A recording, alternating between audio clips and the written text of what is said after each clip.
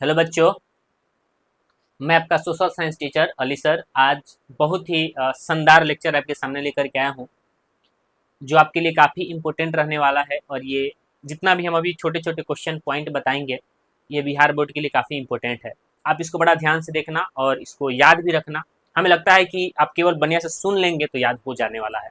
ठीक है, इसका अपना ही बिलीव, केवल आप मेरा लेक्चर देख लीजिए बस याद हो जाएगा, क्योंकि इसको इस हिसाब से हम बना रहे हैं कि आपको याद हो जाने वाला है। काफ़ी लंबा भी नहीं जाएगा, बहुत ही कम समय में सटीकता के साथ आपके पास आंसर होगा। ठीक है, हम जानेंगे इस लेक्चर में फसल चक्रण क्या है, जो एग्जाम का काफी वीवीआई क्वेश्चन है।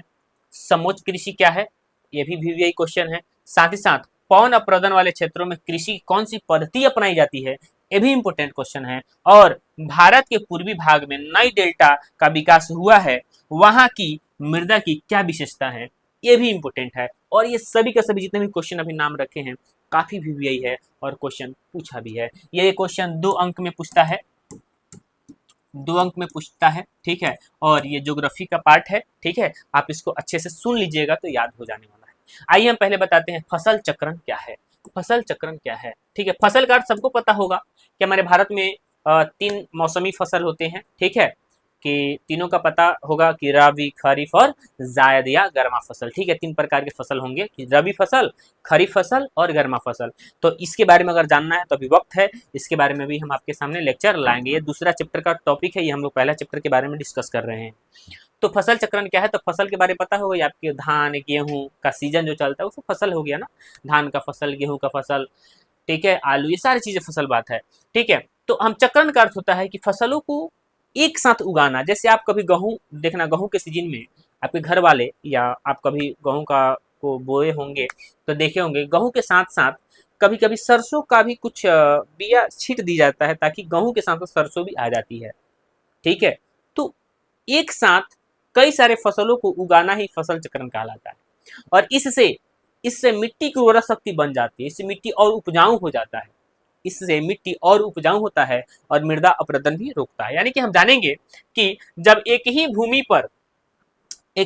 पर 2 या अधिक फसलों को बारी बारी से उगाना यह मिट्टी की उर्वरता बनाए रखता है और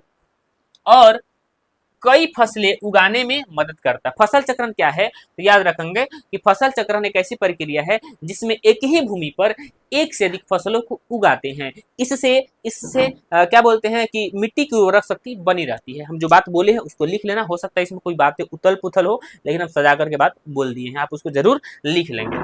ठीक है, ठीक है, दूसरा पॉइंट हम जानेंगे कि समोच्च कृषि से आप क्या समझते हैं, आखिर समोच्च कृषि किसे कहते हैं, क्या होती है, कि समोच्च कृषि का अर्थ क्या होता है। सबसे पहला बात कि आप कभी पहाड़ी क्षेत्रों में गए होंगे तो पहाड़ पर भी लोग निवास करते हैं, मानव वहां पर भी रहते हैं, उनको भी भोजन की आवश्यकता होती है। तो फिर पहाड़ी भाग में कहाँ खेती होगा, पहाड़ों पर खेती तो होगी नहीं, लेकिन वहां पर भी होती है। पहाड़ों पर होगा क्या कि पहाड़ पर कुछ भाग बचेंगे, बहुत ज्यादा फील्ड तो होता नहीं है लेकिन छोटा छोटा फील्ड टाइप के रहता है। वहां पर मिट्टी होते हैं, मिट्टी का लेयर पतला होता है और सीढ़ी नुमा खेती की जाती है। सीढ़ी नुमा कहने का मतलब एक पहाड़ हो गया, उसके नीचे फिर खेती होगा, कुछ बातें कुछ होगा, यानी कि सीढ़ी नुमा पहाड़ों पर जो सीढ़ी नुमा खेती की जाती है ना, यहाँ पर मिट्टी होगा, मिट्टी रख यहाँ फसल उगाओगे, फिर यहाँ पर मिट्टी होगा, यहाँ पर फसल उगाओगे। ठीक है, यानी कि पहाड़ों पर जो सीढ़ी नुमा खेती की जाती है वही तो होता है समोच्च कृषि। समोच्च का अर्थ होता है, आप एक बात याद रखें, गोल गोल होता है। यहाँ पे हम गोल गोल तो दिखा नहीं सकते हैं गोल गोल होगा, लेकिन हम इतना कह सकते हैं कि कृषि, समोच्च कृषि का अर्थ होगा सीढ़ी नुमा, या फिर ये वृत्ताकार, देखो वृत्त का आकार का नहीं ऐसे ऐसे रहता है, ये वृत्ताकार खेती हो जाती है समोच्च कृषि। यही देख लेते हैं। पहाड़ी क्षेत्रों में मृदा अपरदन को रोकने के लिए ढाल के अनुसार ढाल के अनुसार, ढालानदार खेती, जिससे खेती उपजाऊ बना रहता है। यानी कि ढलानदार जो खेती होता है उसे ये कौन खेती कहते हैं, समोच्च खेती कहते हैं। ढलानदार ये तो है ही है, वर्षा होगा, वर्षा के पानी पड़ेगा, आराम से जोगर कर चल जाएगा। ठीक है, और यहाँ पर सिंचाई करने के लिए ना वर्षा के पानी को संचित कर लिया जाता है एक जगह पर। ठीक है, और उसको समय समय पर हम इस्तेमाल में लाते हैं। दूसरा एक क्वेश्चन पूछता है कि पवन अपरदन वाले क्षेत्रों में कृषि की कौन सी पद्धति अपनाई जाती है। पवन अपरदन, पवन मतलब क्या होता है, हवा, अपरदन मतलब होता है हटा देना किसी भी चीज को। ठीक है, और पवन अपरदन कहने का अर्थ यह हुआ कि मिट्टी हवा के कारण बिखर जाना, मिट्टी हवा के कारण एक जगह से दूसरे जगह चल जाना। तब मिट्टी हवा के कारण एक जगह से दूसरे जगह चली जाती है, वैसे क्षेत्र में कृषि की कौन सी पद्धति अपनाते हैं? कैसी कृषि करी जाती है जहां पर हवा के कारण मिट्टी क्षय हो जाते हैं, उस क्षेत्र में कृषि कैसी करी जाती है? तो सबसे पहला बात हम आपको बता दें कि मिट्टी हो गई, मान लेते हैं कि क्या हो गया, खेत हो गया, आपका खेत ऐसा ही होता है, खेत हो गया, और खेतों के किनारे किनारे क्या होता है, डनेर होता है। तो डनेर आप ऐसा बनाएं जो कि इस मिट्टी की कंपेरिजन थोड़ा सा ऊंचा हो, और अक्सर गाँवों में ऐसा होता है कि डनेर क्या होता है, ऊंचा होता है, और यहाँ पर क्या होता है, घास होता है, घास लगाई जाती है, ताकि आंधी तूफान आएगा तो डनेर इसको रोक लेगा, इसके ऊपर से निकल जाएगा आंधी, यानी कि हवा, मिट्टी वहां पे बनी रह गई, डनेर के ऊपर ऊपर हवा निकल गई, तो हम कहेंगे कि मिट्टी अपरदन से बच गया। हम आइए देख लेते हैं डेफिनेशन में। पट्टिका, देखिए ध्यान से, पट्टिका कृषि का उपयोग, पट्टिका मतलब वही होता है डनेर बना देना। पट्टिका कृषि का उपयोग होता है जिसमें फसलों के बीच घास की पट्टियां लगाई जाती है ताकि मिट्टी का कटाव रोका जा सके। यानी कि डनेरी बना दिया जाता है, जैसे मान लेते हैं आपका खेत यहाँ है, वो खेत यहाँ पर है, एक खेत यहाँ पर है, तो सब डनेरी बना दी जाती है ताकि मिट्टी को एक जगह से दूसरी जगह जाने से रोका जा सके। यानी कि पौन प्रदन वाले क्षेत्रों में कैसी कृषि की जाती है, तो पट्टिका वाली खेती की जाती है, डनेरी वाली खेती की जाती है, ताकि मृदा प्रदन से उसको रोका जा सके। उम्मीद है बात समझ में आ रही होगी। किसी प्रकार का कंफ्यूजन होगा तो आप उसको कमेंट में जरूर लिखेंगे और उसका आंसर जरूर बताया जाएगा, या फिर कोई अगर इसमें क्यूरीज आ जाएगा तो एक और सेपरेट लेक्चर ही ला देंगे आपके लिए।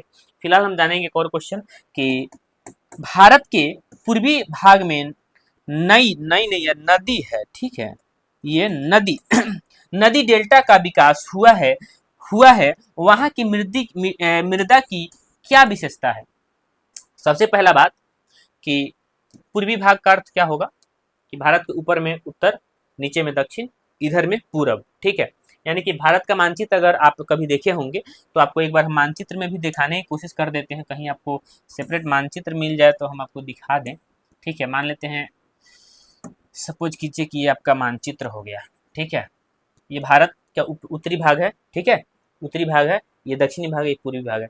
तो कह रहा है कि भारत के जो पूर्वी भाग में नदी डेल्टा का विकास हुआ है, इस नदी डेल्टा वाले क्षेत्रों का क्या विशेषता है? याद रखना, पश्चिम बंगाल आप कभी देखे होंगे, देखे नहीं होंगे, नाम सुने हैं पश्चिम बंगाल का।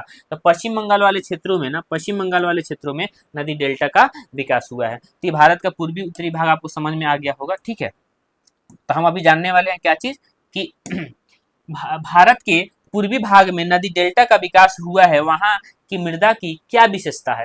तो हम जानने वाले हैं कि सबसे पहले बात आप समझो कि पूर्वी भाग का अर्थ क्या होगा। तो एक साइड पूरब में जो क्षेत्र आ जाएगा सब पूर्वी भाग आ जाएगा, और नदी डेल्टा का अर्थ समझते हैं। नदी का अर्थ तो समझ में आ गया। नदी डेल्टा, डेल्टा का अर्थ होता है एक तिकोना आकृति, तिकोना आकृति। जब दो नदियां आपस में आकर मिलती है, जब दो नदियां आपस में आकर मिलती है, मान लेते हैं एक नदी आ गई और एक और नदी इधर से आ गई, ठीक है, और जब नदी आपस में मिलती है और फिर वो बन करके आगे निकलती है तो यहाँ पर एक आकृति बन जाती है, तिकोना आकृति। आप ध्यान से देखोगे तो यहाँ पर तिकोना आकृति बनती है, और इसी का नाम कहते हैं क्या चीज, डेल्टा, ठीक है, डेल्टा। और याद रखना, दुनिया का सबसे बड़ा डेल्टा सुंदरबन डेल्टा है, जो पश्चिम बंगाल में पड़ता है हमारे भारत में, और उसका कुछ हिस्सा बगल के मुल्क में पड़ जाते हैं, ठीक है। तो हम जानेंगे कि जो नदी डेल्टा का जो विकास हुआ है, तो जब दो नदियां आपस में मिलती है तो उसके मुहाने पर, ये मुहाना कहते हैं, यहाँ मिला ये मुहाना हो गया, तो ये मुहाने पर नदी डेल्टा का निर्माण होता है। हालांकि यहाँ से भी कुछ कुछ छोटे छोटे पॉइंट जाते हैं, ये दलदली भाग हो सकते हैं। यहाँ पर मिट्टी, इस मिट्टी में हमेशा नमी बनी रहती है, और जिस मिट्टी में हमेशा नमी बनी रहेगी वह काफी उपजाऊ होता है, काफी उपजाऊ होता है। यानी कि नदी डेल्टा वाला क्षेत्र काफी उपजाऊ होता है। विशेषता आप समझ में आ गया कि नदी डेल्टा वाला क्षेत्र कैसा होता है, उसकी विशेषता क्या हो गई, तो उपजाऊ होगा। जब उपजाऊ होगा तो वहाँ फसल अच्छा से होगा, और जहाँ फसल अच्छा से होगा तो मानेंगे मिट्टी अच्छी है। तो सीधी सी बात है कि महानदी गोदावरी, कृष्णा, कावेरी नदियों द्वारा निर्मित यहाँ की मिट्टी में फास्फोरस, पोटास, चूना पत्थर प्रचुर मात्रा में होता है, जिससे यह अत्यधिक उपजाऊ होती है और गहन कृषि के लिए उपयुक्त है। गहन कृषि का मतलब होता है कि एक से अधिक खेती हम एक साथ कर ले तो गहन कृषि हो जाएगा, ठीक है। तो आप भारत के पूर्वोत्तर भाग में नदी डेल्टा का विकास हुआ है, उसकी मिट्टी की क्या विशेषता है, तो आप क्या जाने हैं कि गहन कृषि की जा सकती है, मिट्टी उपजाऊ होगा, ठीक है, वहाँ पे अच्छे से खेती होती है। जब अच्छे से खेती होगी तो वहाँ की मिट्टी अच्छा माना जाएगा, तो वहाँ पर खेती जब करी जाएगी तो उसकी गुणवत्ता अच्छी होगी और उसका उपज भी बेहतर होगा। किसी प्रकार की कन्फ्यूजन होगा तो आप ज़रूर उसको बोलेंगे। आप इसका स्क्रीनशॉट ले लीजिए। धन्यवाद।